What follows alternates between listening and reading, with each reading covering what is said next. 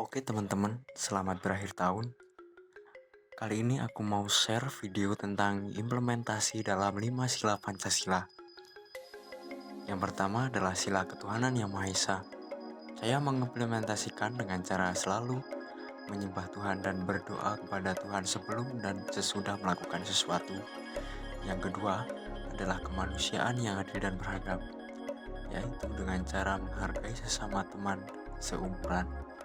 Yang ketiga adalah persatuan Indonesia. Aku lakukan dengan cara menjaga kekompakan antar sesama teman. Yang keempat adalah kerakyatan yang dipimpin oleh hikmat kebijaksanaan dalam permusyawaratan perwakilan.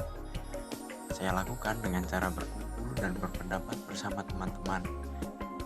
Yang kelima adalah keadilan sosial bagi seluruh rakyat Indonesia. Yang kulakukan dalam membantu sesama dalam melakukan sesuatu. Oke, terima kasih. Itu adalah salah satu video dari saya. Semoga dapat menambah informasi untuk kalian semua.